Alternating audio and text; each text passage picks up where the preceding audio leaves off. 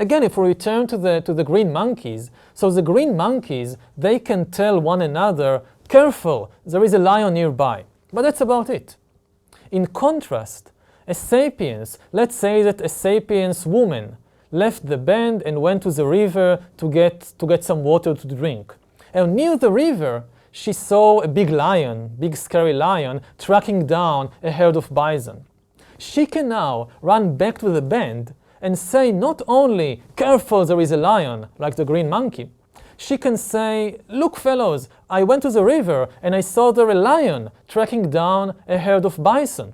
And then all the different members of the band, they can put their heads together and discuss what to do. Maybe we should just stay away. And somebody says, no, it's better to chase away the lion because we are hungry and hunt the bison ourselves. And if he or she convinces everybody, then they can put their heads together and discuss all kinds of strategies about how to do it. So this is the first theory about what makes our language so unique and special. Our language enables us to share a lot of information about the world, much more than the language of green monkeys. We can talk about rivers and lions and bison and make all kinds of plans, and this is what makes us so powerful.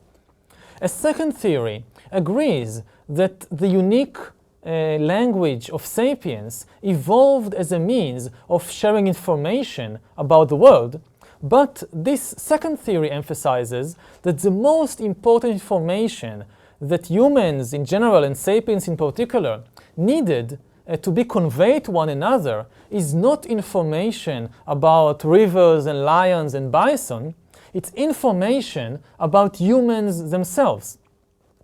In a nutshell, the second theory argues that our unique sapiens language has evolved so that we could gossip. We tend to think about gossiping, as a bad habit and as a relatively unimportant habit. But the fact is that gossip is extremely important and an extremely beneficial ability. Without gossip, it is very hard to live in a large group, and it is even harder to cooperate effectively with other people. What we need to appreciate is that Homo sapiens is not a loner.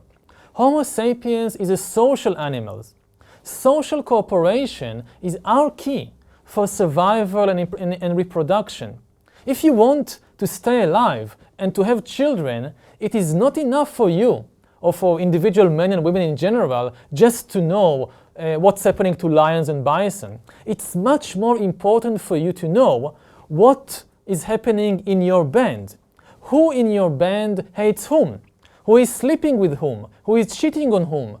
Who is an honest person? Who is an unreliable person?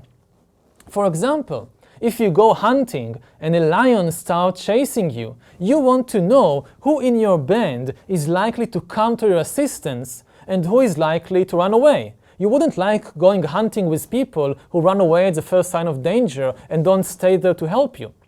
Similarly, if two people in your band start fighting the one with the other, and both of them ask for your assistance, you have to decide who of them you're going to help. Let's say that one of them is strong and nice, and the other one is weak and selfish and not a very nice guy, but the other, the weak and selfish one, he is also very well connected to the most influential people in the band. For example, let's say that his mother is the most important, the dominant person in the band. So you have to make your calculations who to help in this situation, or perhaps help nobody and just walk away. And in order to reach a decision who to help, you need to know not only their individual character, but you also need to know how they relate to one another. For instance, in this story, the fact that the weaker and the less nice individual, he is also the son of the most powerful woman in the band, and you don't want to make her angry. So in order to function in society, you need to have a staggering amount of information about your fellow band members. The amount of information that you need to obtain and to store in order to keep track of all the relationship in the band is really huge. scientists have calculated it mathematically. In a band of 50 people, there are about 1,225 one-on-one relationships. So if you want to keep track of everybody in your band, who likes whom, who hates whom, who had a fight with whom, you have to keep a track record of 1,225 different relationships.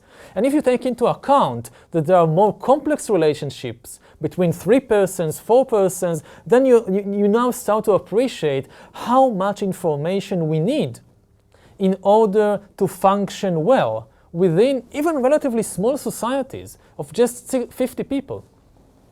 Now, we know from observing other apes, other animals, other apes like chimpanzees and baboons and gorillas, that they all show a very keen interest in social information, but they have a trouble gossiping effectively. Because of the limitation of their language, 2 chimpanzees, they can't gossip effectively. If I'm a chimpanzee and I see 2 best friends who start fighting, then I know, these 2 best friends, they are now fighting. Now if I get in trouble with the one, the other not necessarily would come to his assistance. But if I haven't seen it with my own eyes, nobody else can come and tell me what happened, because we can't gossip, we chimpanzees. It's estimated that Neanderthals and Homo sapiens 100,000 years ago, before the cognitive revolution, they too were very keenly interested in social information about band members, but because of the limitations of their language, they could not talk behind each other's backs. They could not gossip.